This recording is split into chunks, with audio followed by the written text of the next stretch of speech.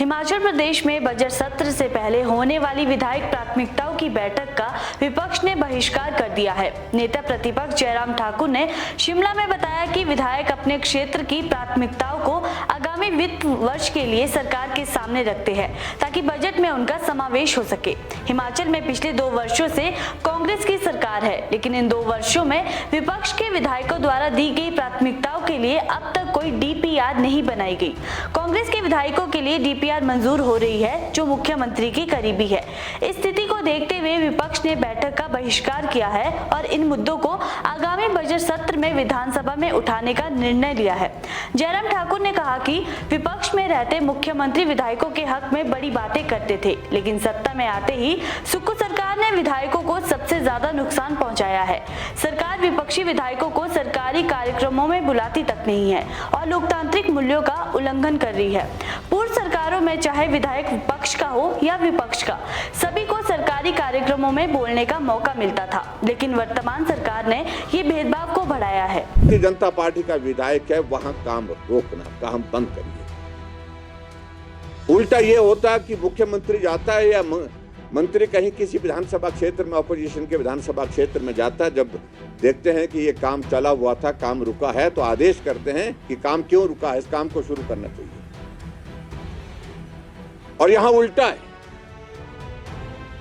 काम अगर शुरू हुआ था तो ये काम क्यों चल रहा है, इसको बंद करने के आदेश देकर के आए। जब इस प्रकार के हालात होंगे तो विधायक इंस्टीट्यूशन को तो तबाह कर दिया, बर्बाद कर दिया हिमाचल प्रदेश। ये पहली बार हिमाचल प्रदेश में हम देख रहे हैं कि विधायकों के ऊपर मामले दर्ज किए गए हैं। 8-8 घंटे तक विधायकों को बिठा करके थाने में वहां पर जो है जलील किया जा रहा है, और उसके बाद हमसे पूछा जा रहा है कि विधायक प्राथमिकता की बैठकों में आना चाहिए। हमें मालूम, हम अपने दायित्व से अच्छी तरह से परिचित है, हमें इसे समझाने की कोशिश कोई ना करे।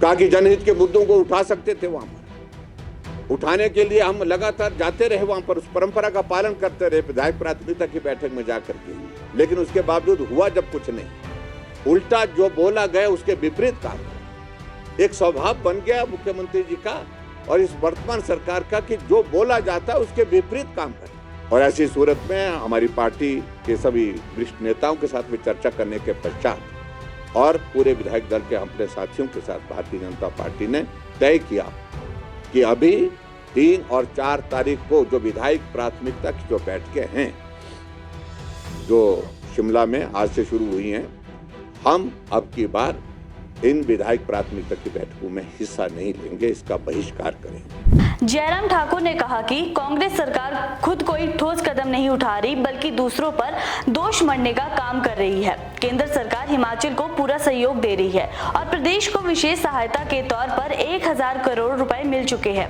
इसके अलावा 278 करोड़ रुपए स्पेशल असिस्टेंट के रूप में केंद्र से मिले हैं, लेकिन सरकार ने इसे HRTC और कर्मचारियों की सैलरी के लिए इस्तेमाल किया, जो कि उचित नहीं है। उन्होंने आरोप लगाया है कि सुक्खू सरकार केंद्र के पैसों का दुरुपयोग कर रही है।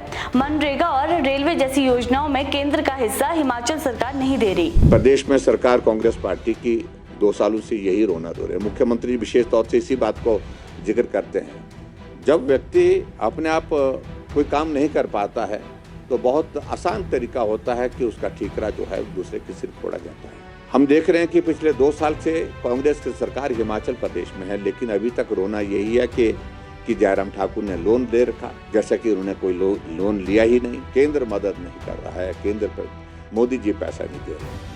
उनको ये जानकारी होनी चाहिए, केंद्र पैसा दे रहा है और केंद्र की मदद से हिमाचल प्रदेश की सरकार चल रही है, और केंद्र के पैसे का कितना किस प्रकार से दुरुपयोग हो रहा है, इसकी कल्पना नहीं की जा सकती, जो आज से पहले कभी हुआ नहीं। और मैं आपकी जानकारी के लिए बता रहा हूं, चाहे वो रेलवे का है, रेलवे बोर्ड के चेयरमैन को लिखना पड़ा, चीफ सेक्रेटरी को, कि स्टेट शेयर कम से कम दे।